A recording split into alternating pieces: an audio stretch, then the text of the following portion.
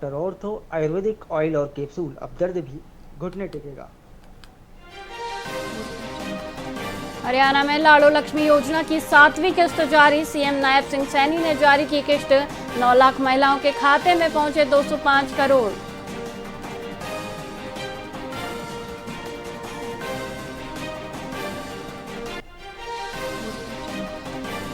गुरुग्राम में नेता प्रतिपक्ष राहुल गांधी का दौरा। आज ब्रजेंद्र की सद्भाव यात्रा में होंगे शामिल। 1 किलोमीटर पैदल चलकर जनसभा करेंगे।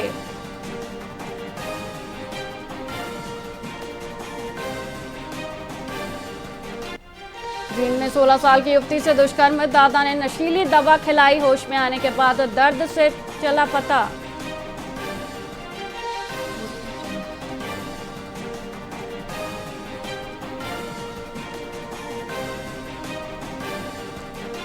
पश्चिम बंगाल में सरकार गठन की तैयारी तेज। 3 बजे होगी बीजेपी विधायक दल की बैठक। बैठक में विधायक दल का नेता चुना जाएगा।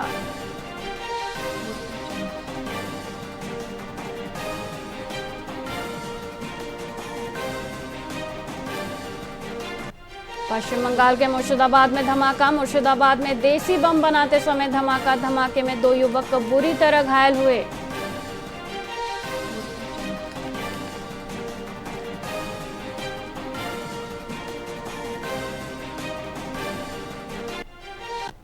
नमस्कार, आप देख रहे हैं वीआईपी न्यूज और मैं हूं आपके साथ वैशाली श्रीवास्तव। आइए रुक करते हैं खबरों की ओर। यमुनानगर के छछरौली क्षेत्र में बाढ़ के खतरे को देखते हुए प्रशासन पूरी तरह सतर्क है। सोम नदी के किनारे स्थित तिहानो गांव में किसानों और फसलों को बचाने के लिए युद्ध स्तर पर राहत कार्य किए जा रहे हैं। नदी की पटरी को मजबूती देने के लिए पत्थरों के स्टड लगाए जा रहे हैं ताकि कटाव को रोका जा सके। वहीं प्रशासन की इस सक्रियता से ग्रामीणों में सुरक्षा की उम्मीद जगी है और संभावित बाढ़ के नुकसान को कम करने की तैयारी पुख्ता की जा रही है। यमुनानगर के छछरौली में हर वर्ष जो है बाढ़ पूरी तरह से तबाही मचाती है और इस बाढ़ से जो है 2 दर्जन से ज़्यादा गांव बुरी तरह से प्रभावित होते हैं।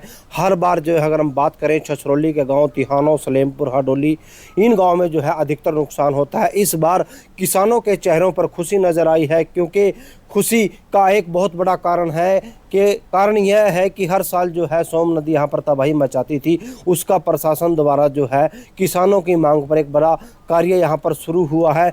आप देख सकते हैं आज से पहले जो है यहाँ पर नदी के किनारे हैं, ये पत्थरों से जो है यहाँ पर कार्य पास हुआ है जिसको लेकर किसानों ने राहत की सांस ली है और किसानों के चेहरे पर जो है एक खुशी की लहर है। किसानों का कहना है कि विभाग द्वारा पक्के कार्य जो नदी के किनारे पर कराए जा रहे हैं, अब उम्मीद जगी है कि उनकी फसलें बर्बाद होने से बचेंगी। आप देख सकते हैं यहाँ पर पत्थर के बड़े बड़े स्टॉक यहाँ पर लग चुके हैं और उनकी पैमाइश के लिए उनको रखा गया है। पैमाइश पूरी होते ही यहाँ पर जो है इनको उठाकर यहाँ से किनारों को मजबूत किया जाएगा।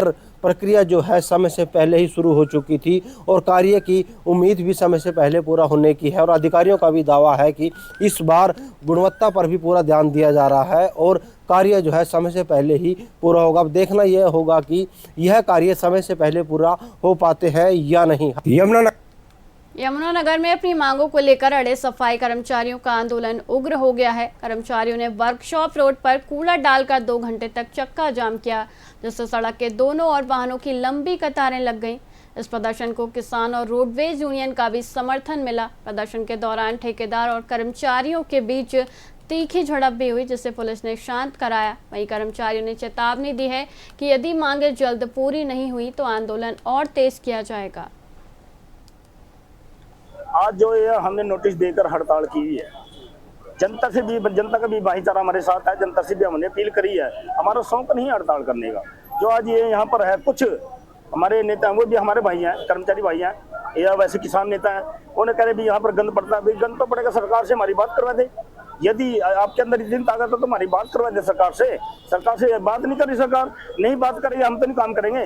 ये काम करके हमने इधर डाले हुआ है, जो इधर से नहीं इधर डाले हुआ, जो कूड़ा उठा के हमने यहाँ डाले हुआ है। यदि सरकार नहीं मानती है तो हम सरकार के घर तक जाएंगे, घर में घुसेंगे, अंदर कूड़ा भी गिरेंगे, जो मर्जी होगा उनका घरों भी करेंगे, नोटिस भी देंगे। पहले नोटिस देंगे, उसके बाद वो करेंगे। पक्की हमारी स्टेट बॉडी, जो सेंटर बॉडी हमारी, जो आदेश करेगी उस मामले में।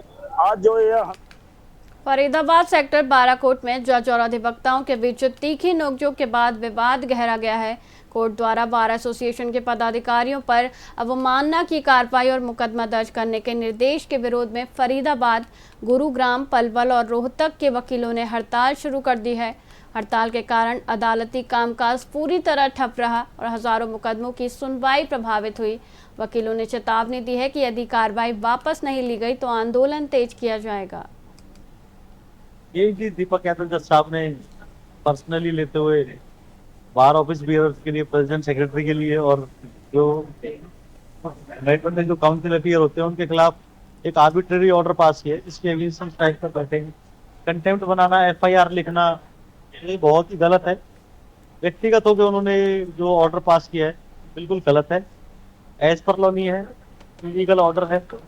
और एक बेंच जो एक चेयर है जिसकी रेस्पेक्ट और डिग्निटी उन्हें मेंटेन करनी चाहिए, वो उन्होंने एक पर्सनल रिवेंज को लेते हुए पास किया, एज ए बेंच पे नहीं पास किया उन्होंने। बार एक था, इसके पूरे एक साथ है और बार के साथ है पूरे, और बार मजबूती से इसके साथ करी हुई है जब तक ये ऑर्डर वापस नहीं लेते। और वो हमारे देखो जज है, हम we respect all the judicial officer, but इसका मतलब ये नहीं है कि टेकन फॉर ग्रांटेड ले लेंगे हमें। ये हम सारी वकील भाई एक साथ हैं, एकजुट हैं।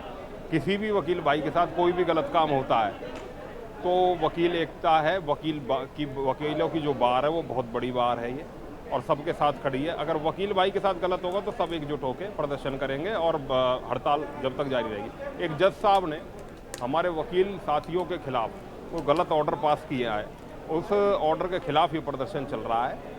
मेरा विनम्र निवेदन है जज साहब से भी और सभी से, साथियों से कहना है कि भाई ये जो गलत ऑर्डर हुआ है इसके खिलाफ बार अनिश्चितकालीन हड़ताल पर। फरीदाबाद बार द्वारा जो ये स्ट्राइक है आज उसका दूसरा दिन है, और ये स्ट्राइक आज ना केवल फरीदाबाद बल्कि रोहतक, पलवल और नूह 4 और डिस्ट्रिक्ट में हुई है। और अगर ये ऐसे ही चली तो ये और भी पूरे हरियाणा में और आगे पंजाब में ये आगे कॉल की जाएगी। लेकिन मैं इसे अच्छा नहीं मानता हूँ, क्योंकि बार और बेंच के जो रिश्ते हैं वो बहुत ख़राब हो रहे हैं, और जजेस जो बैठ जाते हैं सीट पर वो केवल अपने आप को बॉस ना समझें, उसका जल्दी से जल्दी समाधान जुडिशरी आपस में बात करके और इस समस्या का समाधान करे, और इस हड़ताल को फटाफट समाप्त कराने में केवल जुडिशरी ही सही तरीके से कदम उठा सकती है, क्योंकि गलती भी उन्हीं की तरफ से इसमें आई है। यमुनानगर के छछरौली में वन विभाग ने एमएल वर्मा चौक से सरकारी अस्पताल तक भारी पुलिस बल के साथ बड़ा अतिक्रमण हटाओ अभियान चलाया। लंबे समय से अवैध कब्जों के कारण यहां घंटों जाम लगता था, जिससे एम्बुलेंस और मरीजों को भारी परेशानी होती थी। वन रेंज अधिकारी बलजीत सिंह ने बताया कि नोटिस की अवधि समाप्त होने के बाद यह कार्रवाई की गई है। प्रशासन के इस सख्त कदम से अतिक्रमणकारियों में हड़कंप मच गया, जबकि स्थानीय लोगों ने राहत की सांस ली है। हमारे डीएफओ की तरफ से आदेश आया था कि जो एमएल वर्मा चौक है उससे लेके आगे बाज़ार तक एनक्रोचमेंट जो दुकानदारों द्वारा की हुई है उस पर आप उसकी स्थिति का जायज़ा लें। तो आज हम इसका जायज़ा लेने आए थे भाई कितनी चौड़ाई सड़क की है और ये एक नोटिफाइड क्षेत्र है, कितने लोगों ने इनमें आगे कब्जे किए हैं। तो उसमें हमने इसके पूरे एरिया की जांच की है। जांच में कुछ सेट हमें मिले हैं, कुछ जगह पे चौंतरे वगैरह बने हुए मिले। अभी इनको मौखिक रूप से बोल दिया गया आप अपनी इनको सामान को पीछे डालें, और इसके बाद इनको एक सूचना दी जाए, नोटिस दिया जाएगा। जैसे हम इसकी डिमार्केशन कराएंगे तो डिमार्केशन अनुसार इनके जो भी अगर किसी केस में मिले तो कार्रवाई कर दी जाएगी। हमारे डीएफओ की तरफ से आदेश आया था। यमुनानगर के रतनपुरा और कायमपुर गांव के लोग थर्मल प्लांट की उड़ती राख से गंभीर बीमारियों की चपेट में हैं। ग्रामीणों की स्वास्थ्य समस्याओं और गांव शिफ्ट करने की मांग को देखते हुए अतिरिक्त मुख्य सचिव विजेंद्र कुमार ने प्रभावित इलाकों का दौरा किया। ग्रामीणों ने विकल्प के तौर पर थर्मल कॉलोनी या पंचायत की खाली जमीन पर बसाने का सुझाव दिया है। एसीएस ने आश्वासन दिया है कि कमेटी की सिफारिशें जल्द सरकार को भेजी जाएंगी, जिसके बाद अंतिम निर्णय लिया जाएगा। हमारी तो बस यही मांग है गाँव वालों की कि मतलब कि हमारा गाँव है ना जैसे पोल्यूशन से प्रभावित है ज़्यादा है, राखी गिर रही और इसमें क्या नाम एलर्जी हो रही, गाँव में बीमारियाँ फैल रही, तो मैं हमारा गाँव है ना शिफ्ट करे पहली गांव में थर्मल प्लांट 600 मेगावाट का पहले ऑलरेडी चला हुआ है 5 साल से। सरकार ने एक और नई यूनिट 800 मेगावाट की नई लगाने का काम शुरू किया हुआ है। पहले हमारा गांव प्रदूषण से बड़ा प्रभावित है और 800 मेगावाट लगने से तो डबल यानी 600 और 800 1400 हो जाएगा। बड़ा नुकसान है गांव में, पशु और पंछियों होने में बड़ी दिक्कत है। जो अपने इफेक्टेड आदमी हैं उनको सांस बीमारी, एलर्जी, दमा की काफ़ी बीमारियां हैं। लगातार पिछले साल तो जी हर महीने 10-10 मौत हुई है, 5-4 दिन में मौत होती थी गांव में। हमारी तो सरकार से मांग है तो जिस गांव हिसाब से पानीपत में गांव शिफ्ट किया है, जितनी जिसकी ज़मीन है या मकान है उसको उस हिसाब से ज़मीन दे दी जाए, चाहे कोई भी है जी, और सरकार कहीं और बसाया जाए हमारे गाँव। हमारी सरकार और प्रशासन से यही मांग है। ग्राम पंचायत रतनपुरा कायमपुरा की कमेटी से बातचीत हुई है। मुद्दा यह है कि रतनपुरा कायमपुरा गांव के पास जो थर्मल प्लांट है उससे पोल्यूशन ज़्यादा है, खासकर ऐश का पोल्यूशन, डस्ट का पोल्यूशन, और इससे लोगों की सेहत खराब हो रही है। घरों में बहुत ज़्यादा ऐश जो है जमा हो जाती है। तो वो कह रहे हैं कि हमको यहाँ से थर्मल प्लांट से थोड़ा दूर शिफ्ट कर दें, क्योंकि अब एक तीसरा थर्मल यूनिट भी बनने वाला है। तो हमने आज पंचायत से जो बात की है, हमने कहा आपके क्या ऑप्शंस हैं। उन्होंने कहा पहला ऑप्शन तो ये है कि आप अपनी जो पावर प्लांट की कॉलोनी है वहीं पर हमें एकोमोडेट करें, या फिर फतेहपुर गांव या नया गांव वहाँ पर कोई ज़मीन लेके हमको एकोमोडेट करें।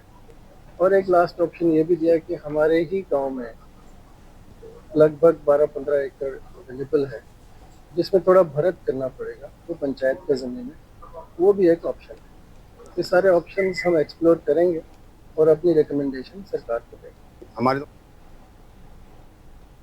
फिलहाल के लिए खबरों में इतना ही। मुझे दीजिए इजाज़त। देखते रहिए VIP न्यूज़। नमस्कार।